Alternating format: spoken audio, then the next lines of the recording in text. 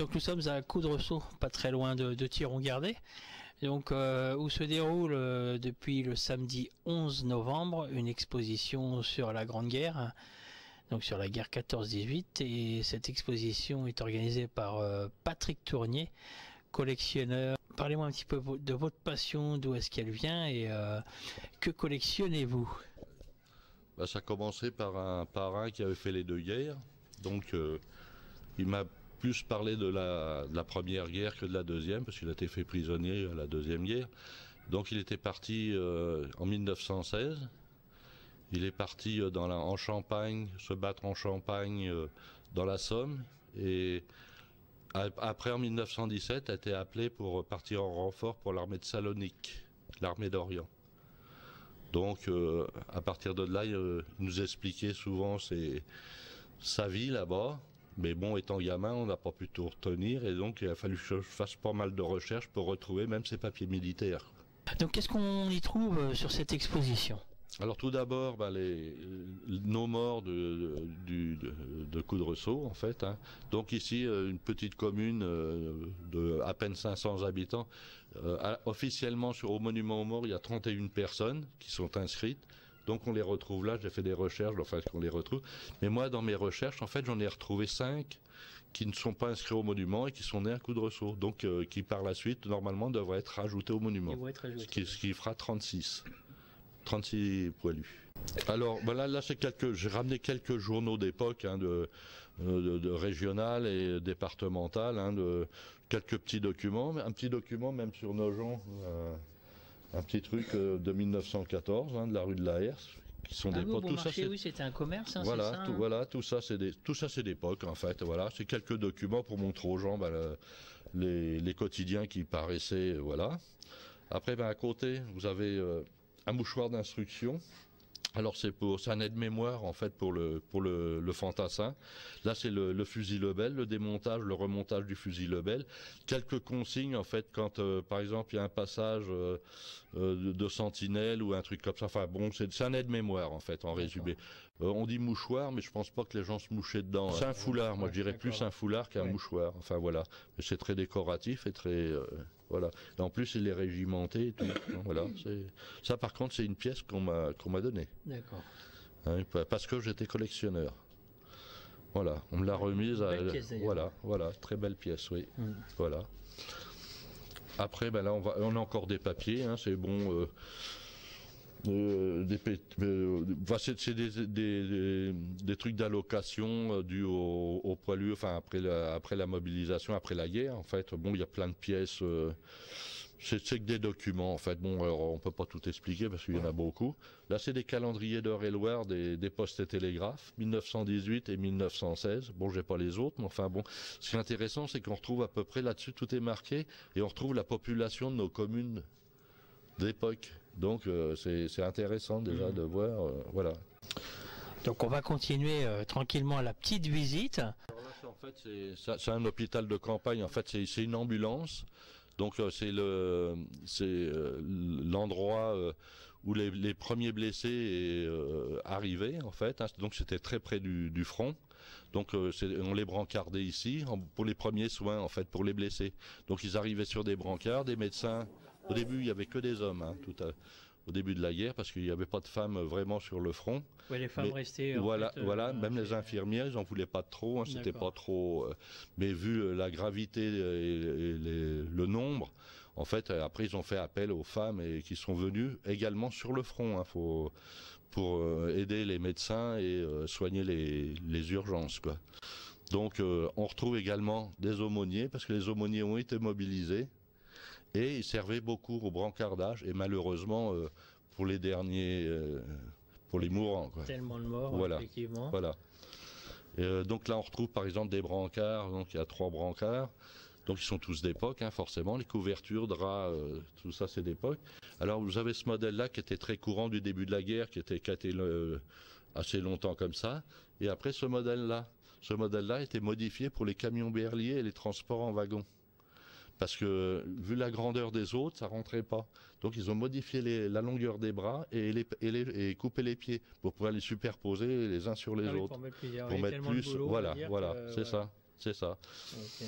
Voilà, donc ici après c'est un petit peu tous les ustensiles qu'il y avait aux premières urgences, quoi, en fait, hein, les pansements, les médicaments, les produits, et puis les seringues, le matériel de chirurgie de première intervention, quoi. Alors donc ça, là j'ai représenté un peu la scène avec... c'est une cantine d'officiers, donc et puis il mégotait pas sur les noms parce qu'il marque dépôt déclopé, hein, il marque pas blessé, hein, oui, c'est d'origine, hein, voilà, avec un casque de médecin en fait, hein, casque Adrien médecin, avec un peu tous les ustensiles, hein, qu'ils utilisaient aux premières interventions, les bros avec les cuvettes parce qu'il n'y avait pas l'eau courante, hein, c'était de l'eau qu'ils mettaient dans les cuvettes, même pour les bains de pieds, enfin pour tout, hein, voilà. Il y avait un peu de tout, des cars pour faire boire les blessés, enfin tout ça. Pour après, en général, pour les évacuer vers l'arrière, vers les hôpitaux, quoi. Voilà. Est-ce qu'au début de la guerre, il n'y avait pas de casque, hein, Ah non, ça non. C'était encore le képi. C'était le képi, vu le danger, ils avaient pris des calottes en tôle, ils appelaient cervelières, qui mettaient sous le képi. Mais bon, c'était une protection aléatoire, en fait. Voilà, et donc ils ont fabriqué, c'est l'intendant, je crois, Adrien, qui a fait des recherches, en fait, pour avoir un casque en acier, quoi. Okay. Voilà. Qui est sorti en 1915. Voilà, alors donc, là, on arrive sur un petit coin. C'est des petits trucs d'époque, hein, des petites revues, des petits courriers, des petits trucs, enfin, qui se trouvaient à la guerre 14. Et ça, par contre, c'est justement ce que je vous parlais, c'est le livret, le cahier de dessin de mon parrain, qui était en Orient, qui a fait voilà. Donc c'est beaucoup de scènes de soldats. On voit des soldats, on voit un Allemand là, par exemple. C'était des dessins qu'il faisait. Il avait fait l'école des beaux-arts, hein, donc il pouvait se permettre, à temps perdu, lui dessiner. Ah oui, puis en plus, c'est vraiment des super dessins, quoi. Ouais, il y en a plusieurs, mais je ne les ai pas tous étalés, je les ai juste montrés comme ça. Donc il y a des feuilles qui se détachent, je les ai laissées, mais celles qui sont... Il y en a tout incarné, hein, comme ça. Voilà. Alors après, là, c'est des lampes de tranchée, la lampe Montjardet, en fait, hein, c'est des lampes pliables, en fait, qu'ils avaient dans leur paquetage. C'est la lampe officielle, ça. Hein. Enfin, on dit Montjardet, c'est le type Montjardet, parce qu'il y avait plusieurs marques, mais c'est le type Montjardet, c'est des lampes à bougie, en fait. Hein. Et ça, c'est une lampe de mineur, parce que comme à Vauquois ou aux endroits où il y a eu des guerres de mines, en fait, ils ont fait venir des mineurs pour aider au génie à comment étayer les tunnels et tout ça, pour s'installer sous les tranchées ennemies, quoi. Donc c'est pour ça qu'il y a une lampe de mineur ici, quoi. Voilà. Alors là, donc là c'est toujours pareil, les mêmes objets fabriqués. C'est de l'artisanat d'art. Hein, alors ils fabriquaient de tout, en fait, des encriers, des ronds de serviettes, des coquiers, des briquets, tabatières, des bagues, des porte-plumes, des coupes-papier, des tirs lacés, enfin bon voilà. Là c'est pareil, des gros briquets avec, ça c'est de l'obus de 37, c'est des douilles d'obus de 37, ils fabriquaient des briquets, des petits vases, une bouillotte, des petites bouillottes qui généralement ils s'en étaient tous attribués au moins une, ça. C'est en fait pour se réchauffer, ils pissaient dedans. Ah oui. Voilà, donc... Okay. 37 degrés, ça aide un peu, hein, le temps que ça refroidisse. Et ça, c'est une pierre sculptée de 1915. C'est un genre de petit vase, en fait. C'est une personne qui s'amuse à sculpter une pierre. Voilà. Et ça, c'est des bougeoirs. Les grenades, là, sur pied, c'est de la grenade citron, en fait, qui a été montée sur pied, en fait, pour mettre des bougies, quoi, pour faire des bougeoirs. Voilà. Donc alors là on passe un petit peu... c'est un petit peu l'armement. Voilà l'armement. Voilà. Donc j'ai pas de fusil. Hein. Voilà. Donc ça c'est du petit obus de 37, hein, voilà, français. Ça c'est la grenade citron. Ça c'est la grenade F1. Alors ça c'est un petit fusil de bataillon scolaire. C'est un petit fusil gras. En fait c'est une copie du fusil gras. Mais parce que dans les écoles on leur apprenait la patrie et... à être voilà, la France. Oui, c'est ce qu'il disait, les filles, on leur apprenait à être une bonne mère de famille et puis un bon patriote. Voilà, c'est ça, ouais, surtout qu'on était en guerre, donc fallait les sensibiliser, quoi, même les enfants. Voilà. Alors donc après, c'est plus de l'arme blanche, de la baïonnette. Donc ça, c'est de la baïonnette gras, en fait. Bon, c'est pour les fusils gras. Ça, c'est la Lebel, la fameuse Rosalie, en fait. Et donc, il y a le modèle. Au début, ils étaient tout avec un quillon, comme ça. Et après, il y a eu le modèle sans quillon. Alors, avec le quillon, les gens se sont plaints, les soldats se sont plaints, parce que quand ils montaient à l'assaut, le quillon prenait dans les barbelés.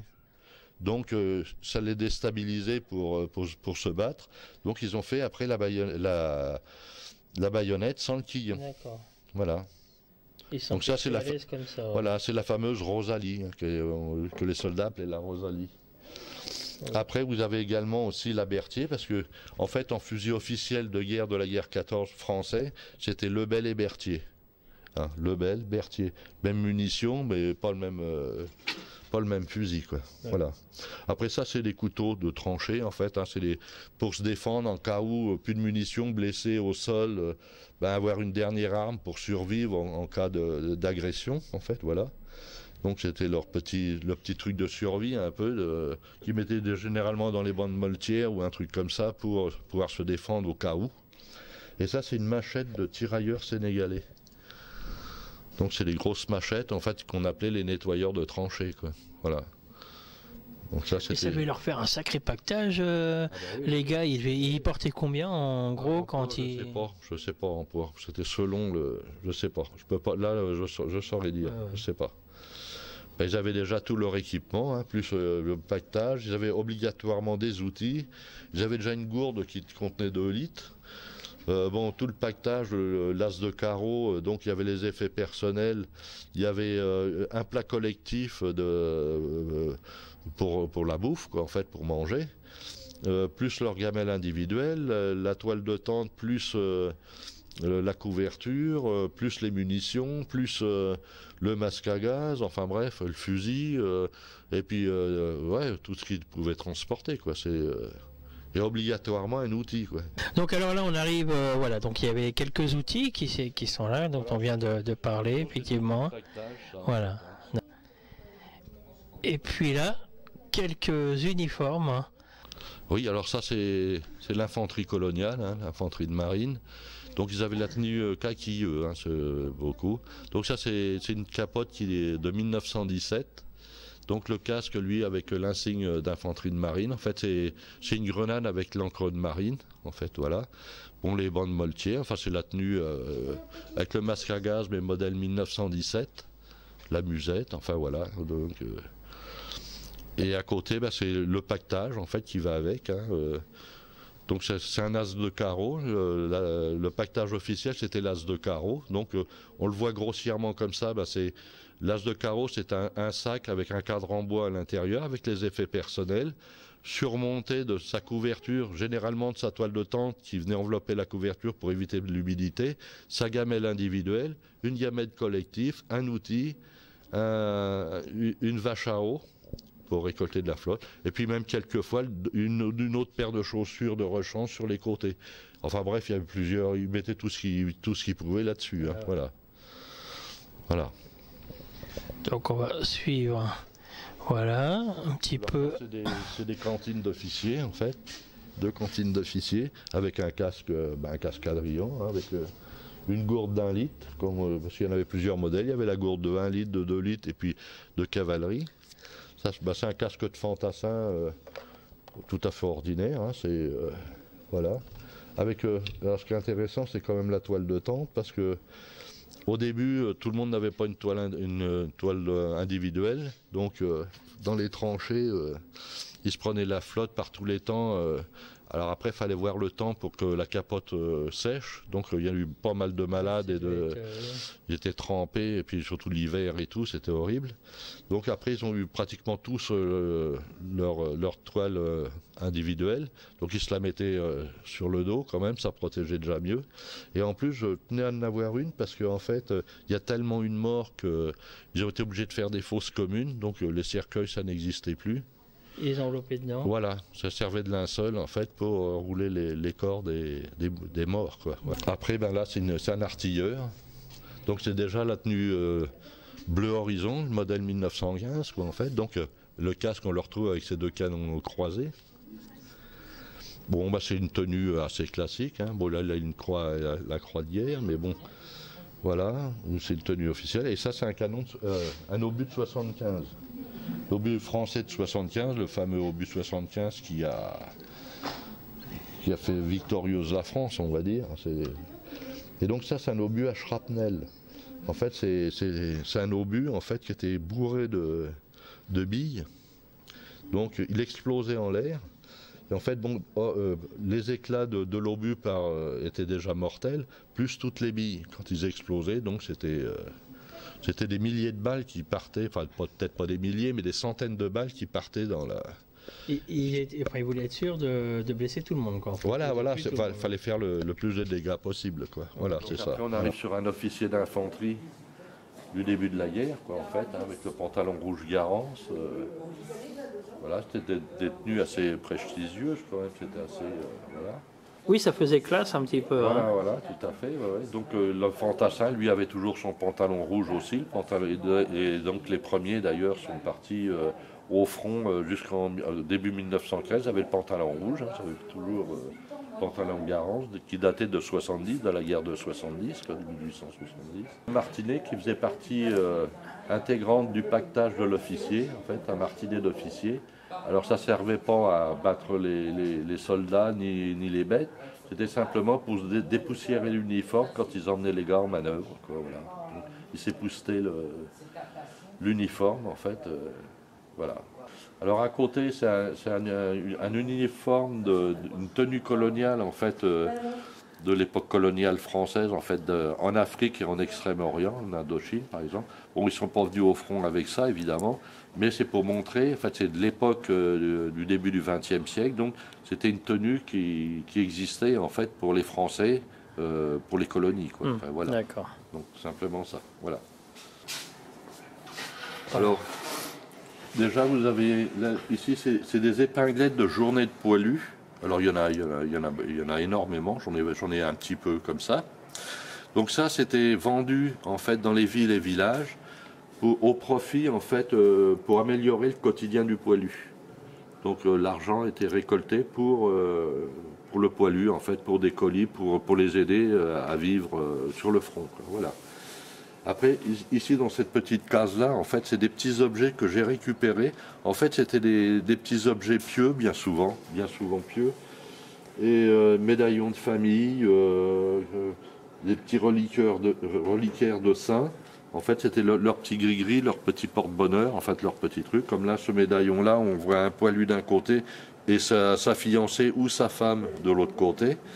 Là, on a une broche, en fait, ça devait être une mère de famille qui a d'un côté, on voit un soldat, et quand on tourne la médaille, de l'autre côté, il y a un autre soldat. Donc, ça devait être les deux enfants voilà. de cette femme-là, quoi. Bon, il y en a beaucoup, c'est des enfants aussi. Enfin voilà, il y a plein de petits trucs, des petits gris-gris, quoi. En fait, des petits médailles, des petits porte-bonheur, quoi. En fait, voilà.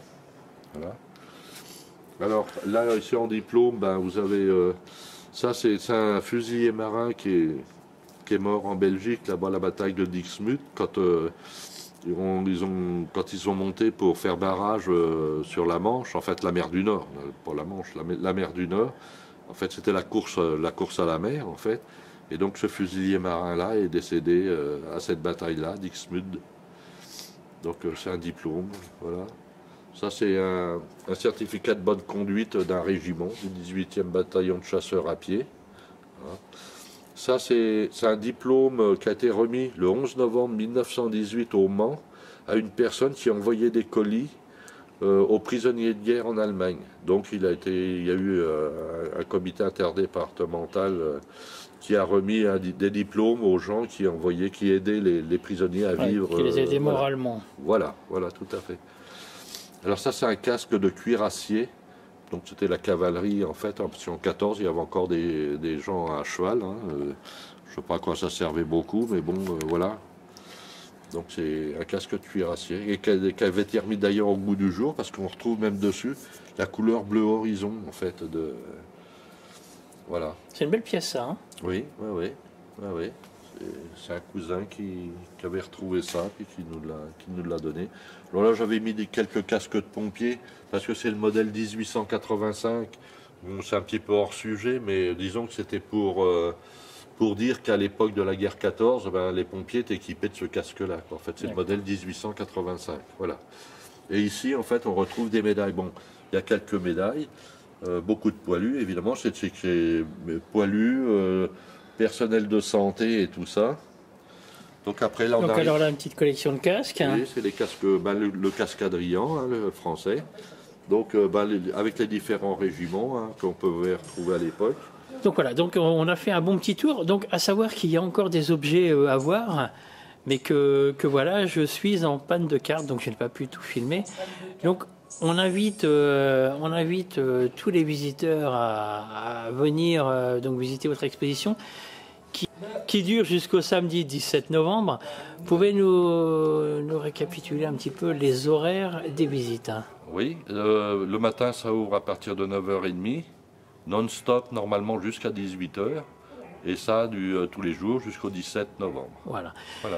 Donc, s'il y a des gens qui ont des objets chez eux qui veulent vous les donner, à savoir que vous, c'est pour votre collection, hein. C'est pas pour vendre, c'est pas du business. C'est pas un but commercial, pas du tout. Hein. Non, moi c'est pour ma collection, d'ailleurs c'est ma collection privée. Donc, non, en aucun cas, c'est pas pour faire du commerce. Hein. C'est pour la mémoire des préludes, quoi, en fait.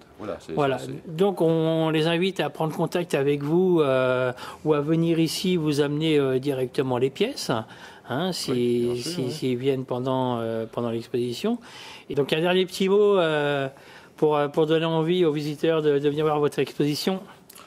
Les gens sont surpris en fait, quand ils arrivent, ils pensent voir un casque, 2-3 documents, et puis, mais bon, ils sont agréablement surpris on va dire, ils ne pensaient pas voir tant de choses.